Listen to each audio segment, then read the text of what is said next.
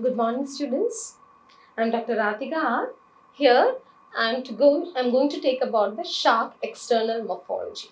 We are familiar about sharks. First of all, we would move on to the systematic position of shark. In taxonomy, systematic position is very much important, where it knows about the position, where it stands, where it belongs to, which phylum it belongs to, which class it belongs to. That is the identification part or identifying section of a particular organism. So that we should clearly mention the systematic position. It belongs to the kingdom Animalia, phylum Chordata, subphylum Vertebrata, division Gnathostomata, superclass Piscis, class Chondrichthyes, subclass Elasmobranchi, genus Rhynchodon, and species is Typhus. So this is a picture or the labeled diagram of a shark. From uh, from the morphology or from the diagram itself, we can see many characters like it has got a streamlined body, it has got fins, dorsal fin, pectoral fin, pelvic fin. Unlike other fishes, the shape of the fins is a bit different. The tail or the caudal fin is known as, the caudal fin it's called the heterocercal tail. It is not a fin, it is a heterocercal tail, where there is a difference in size in the upper lobe and the lower lobe. We can see a precaudal pit, and in the dorsal fin, the shape of the dorsal fin, if we just see, we can see the speciality. It is discontinuous. It is not continuous. It is seen as separate sections, where there is a dorsal fin spine, a second dorsal fin, and it is also got a spine. Here we can see eye, nostril, snout, spiracles, gill openings, and in the pelvic fin there is a clasper in males. Okay, because these are the peculiarities or the external morphology or the morphological features or the identifying characters of shark. So let's move on to each.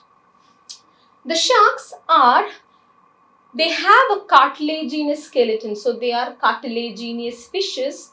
They have a cartilaginous skeleton which is lighter and more flexible than bony fishes. So there are two types of fishes, cartilaginous fishes and bony fishes. Sharks belong to the cartilaginous fishes.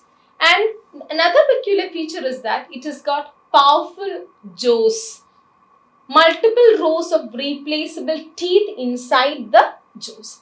The sharks exhibit heterodont dentition. Why it is known as heterodont dentition? Because they have different types of teeth in their jaws. That is, the upper jaw have pointed teeth which has got a grabbing function, which is used for grabbing prey, while the lower jaw have a flatter teeth for crushing and grinding. So it is known as the heterodont dentition. That means different types or two types of teeth. The upper jaw has a pointed teeth for grabbing, and the lower jaw has a flatter teeth for crushing and grinding. And next peculiar feature that I've already said is about the heterocercal tail. We can see in the picture there is heterocercal tail. The upper lobe of the tail is larger than the lower lobe. The caudal fin is known as the heterocercal tail, or the caudal fin of the shark is here mentioned as a heterocercal tail. The upper lobe of the tail is larger than the lower lobe, and the function is that it enhances stability in the sea. Next peculiar feature is that the skin of the sharks is covered by tiny tooth-like structures called dermal denticles. And these structures have certain functions. It is not simply as such. It reduces drag, it improves hydrodynamics, and provide protection against a parasite. And they have large pectoral fins. The fin is shown there, large pectoral fin, which is used for steering and lift. And there are 5 to 7 pairs of gill slits, which is seen there. That is gill openings. It is written as gill openings.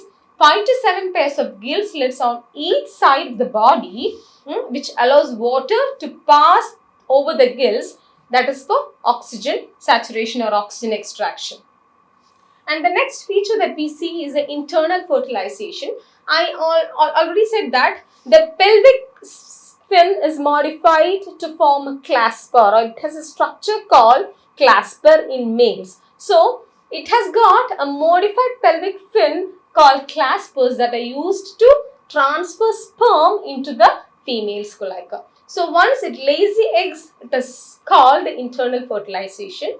And another feature is that it is oviparous. The name itself indicates is a live birth or lay eggs. So for egg laying, we need sperm transfer into the cloaca. So it is related to the internal fertilization. And another peculiar feature of the shark, or the external morphology of the shark, is that they have a keen sense of smell by specialized olfactory organs called olfactory rosettes.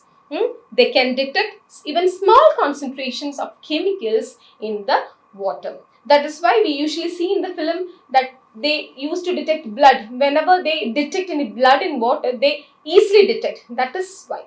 This is the reason. That is, they have got olfactory rosettes.